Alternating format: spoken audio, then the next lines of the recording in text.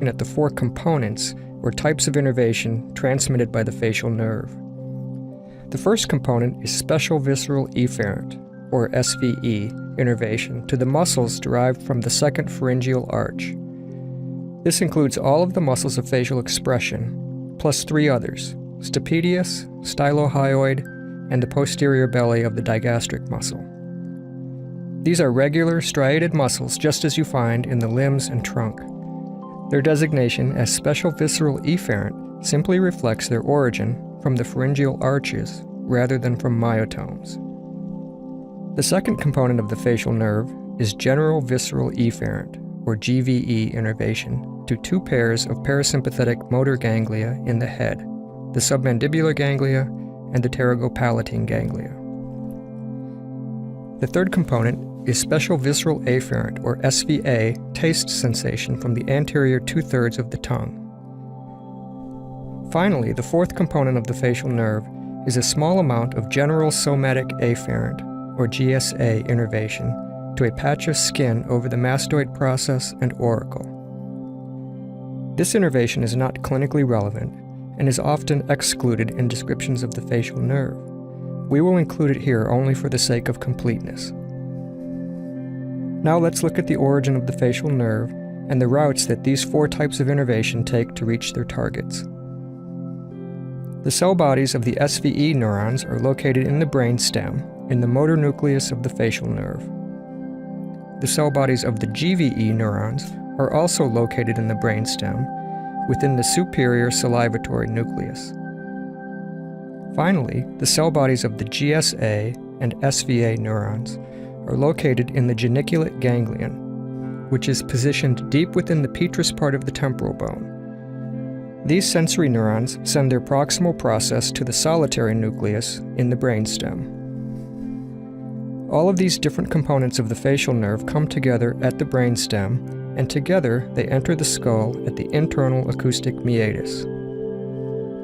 Even at its origin, the facial nerve proper is anatomically subdivided. The GVE, SVA, and GSA components are grouped together as the nervus intermedius. The large SVE component remains physically distinct from the nervus intermedius. After passing through the internal acoustic meatus, all components of the facial nerve travel in a bony tunnel within the petrous part of the temporal bone, called the facial canal. The facial nerve travels a short distance anterolaterally in the facial canal before making a sharp posterior bend, or genu. This bend marks the location of the geniculate ganglion. As we mentioned, the geniculate ganglion is the home of the cell bodies of the sensory neurons that contribute to the facial nerve.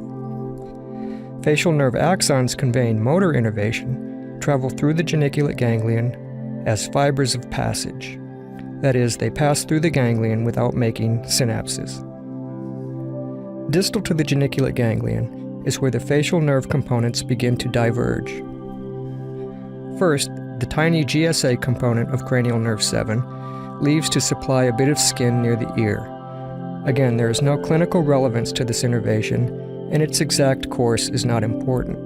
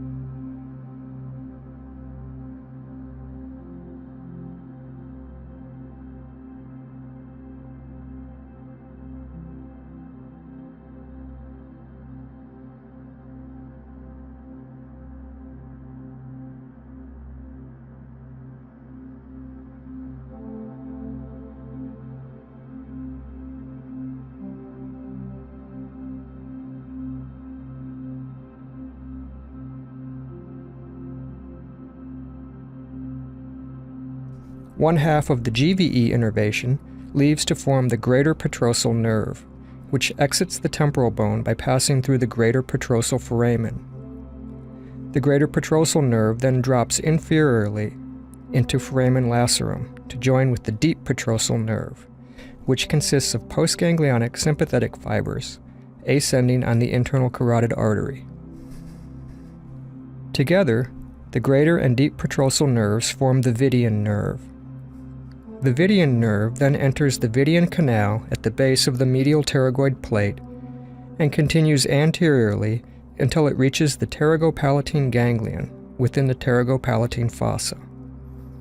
Here, preganglionic parasympathetic axons synapse onto postganglionic parasympathetic neurons. These in turn distribute to the lacrimal gland and submucosal glands of the oral and nasal cavities.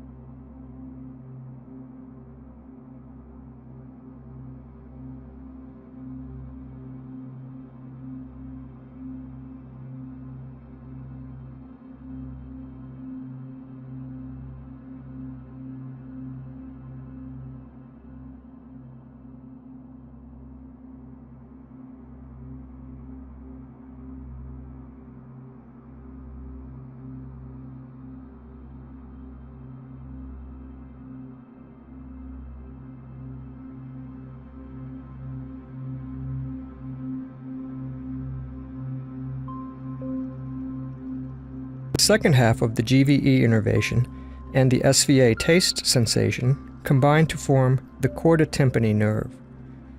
Chorda tympani exits the skull by passing inferiorly through the petrotympanic fissure to enter the infratemporal fossa. Here, chorda tympani joins with the lingual branch of cranial nerve 5, and together these nerves travel anteriorly deep to the mandible. Along the way, the GVE fibers diverge to terminate in the submandibular ganglion. From here, postganglionic neurons distribute to the submandibular and sublingual salivary glands. In contrast, the SVA taste component of chorda tympani remains with the lingual nerve until it reaches the tongue, where it distributes to the taste receptors on the anterior 2/3 of the tongue.